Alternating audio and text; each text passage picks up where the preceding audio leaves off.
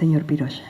Villa Elisa creo que fue la primera situación ligada al periodismo, que fue el asesinato del Carrero, que llevó una imprenta, que pasó por acá seguramente llevó una imprenta para Villaguay, fue asesinado, y bueno, eso hace 3 años que nos pusimos con un grupo de acá de tratar de reivindicar la figura del Carrero y del editor, que era Antonio Ciaspucio, y por eso no quiero olvidarme de ese detalle, porque también dentro de lo que son los recuerdos del comienzo del periodismo, se ve que el periodismo y la imprenta fundamentalmente, como decía recién Manuel Monfort, eran muy importantes, era el único medio que había, y una noticia que se difundía en la prensa en aquel tiempo, que era una voz prácticamente monopólica, no había 2 o 3 para poder contrarrestarlo,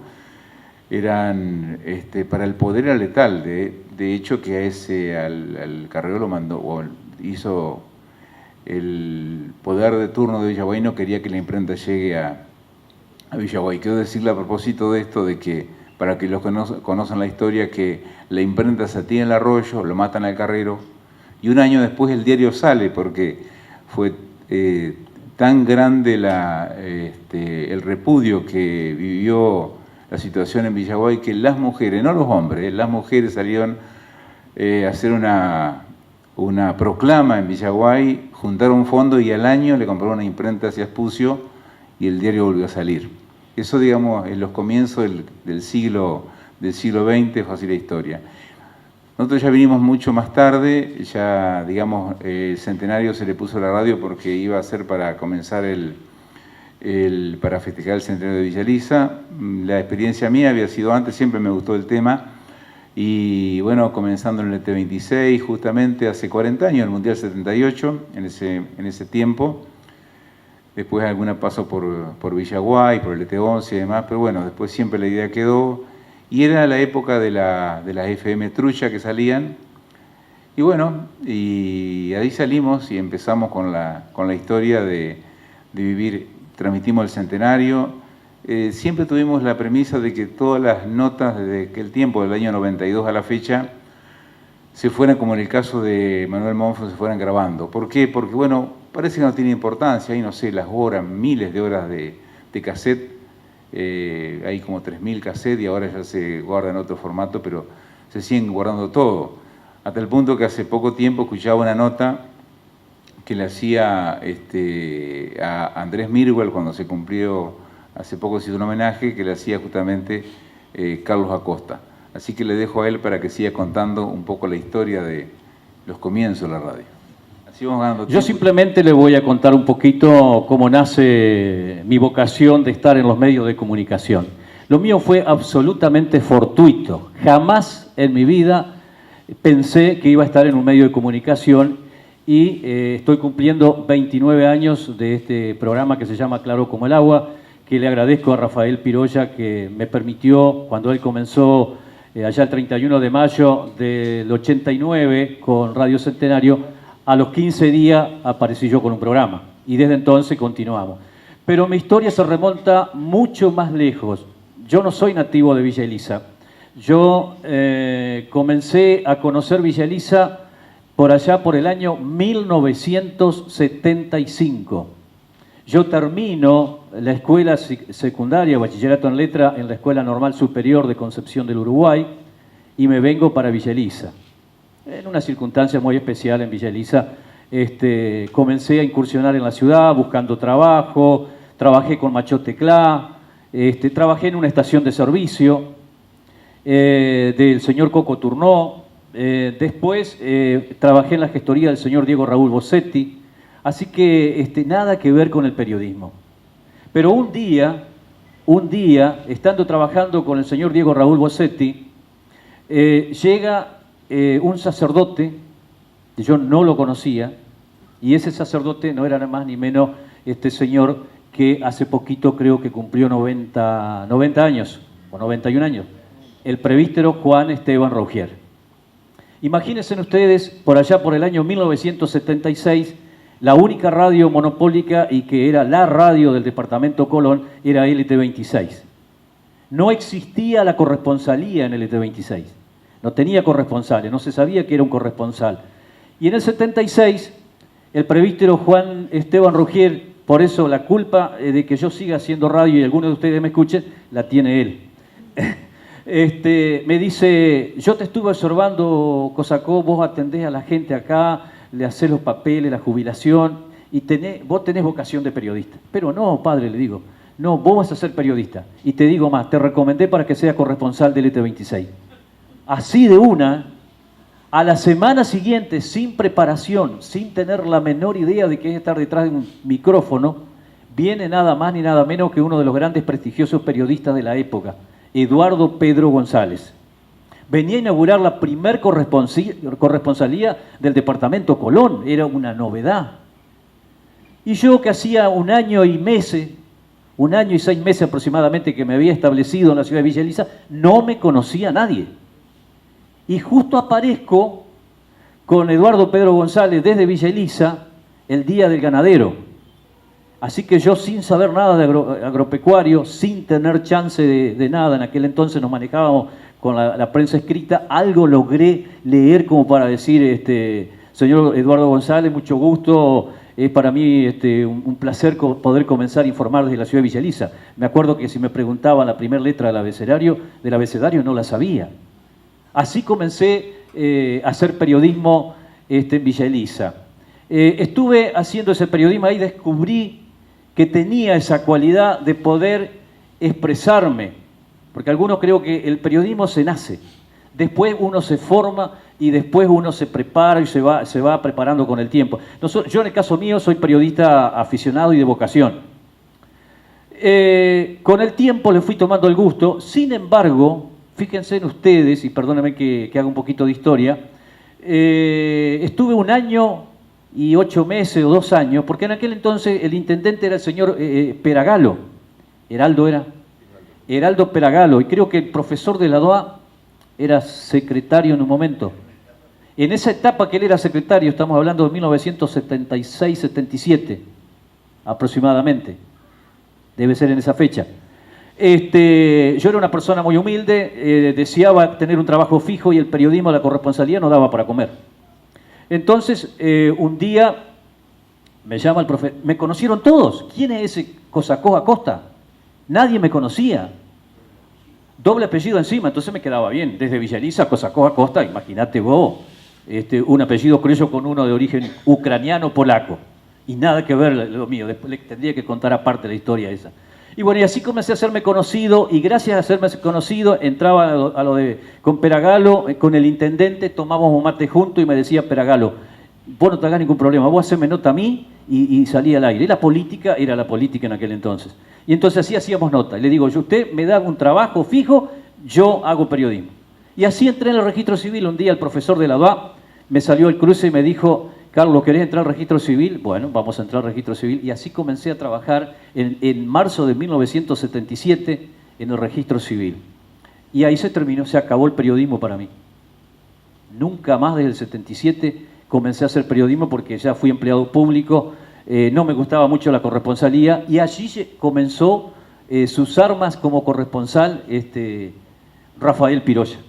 Es así. Yo fui el primer corresponsal en esa época. Después seguiste vos. Yo en el ET26 no. ¿No tuviste en el ET26 un tiempo? No. Yo hice en el 78, pero nunca fui corresponsal. Pero estuviste haciendo información, sí, que yo sepa. En el 78 sí, algo, en el 78 sí. Y después pasé al ET27, donde estuve 2 años. Y después nunca fui. Tuviste muy poco tiempo, Bueno, después del 77 en adelante me olvidé de hacer radio, de ser corresponsal. En la oficina del registro civil hasta el 2 de junio, 3 de junio de 1989. Yo ya para mí el periodismo no existía. Y nace la radio de Piroya, Radio Centenario. Y gracias a Rafael Piroya, ahora me tienen que aguantar a mí. Desde entonces con Claro como el agua.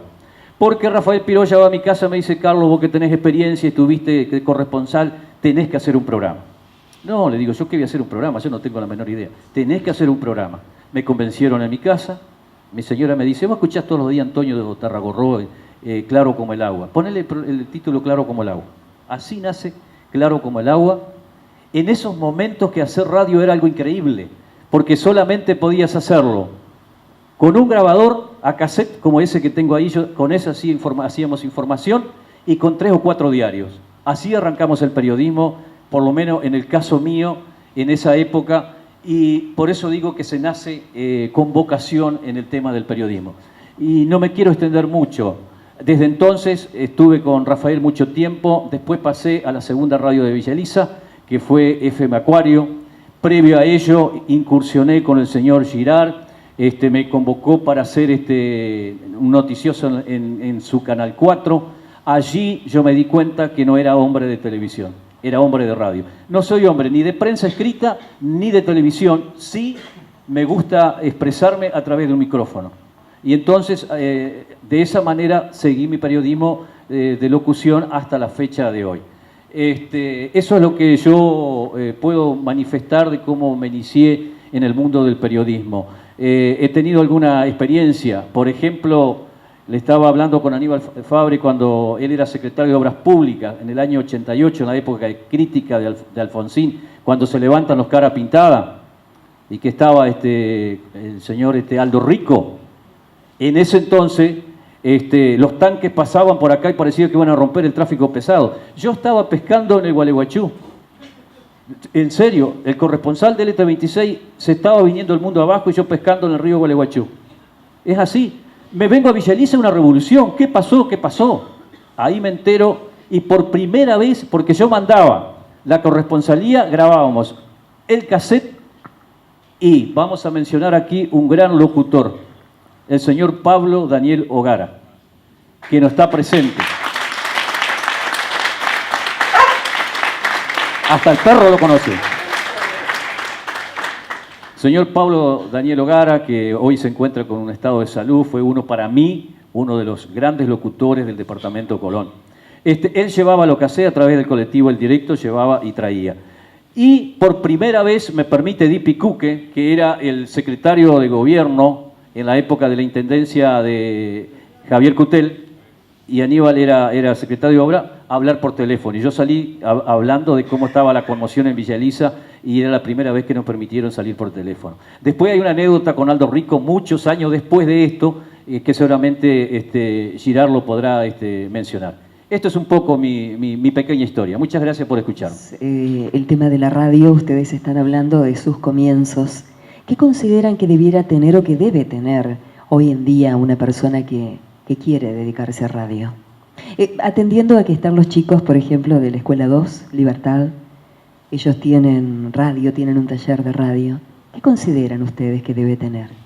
Y creo que hay que ser curioso, básicamente, curioso y ver un poco más allá cuando pasa algo que a uno le llama la atención, muchas cosas así que no tienen explicación, que nadie te las da.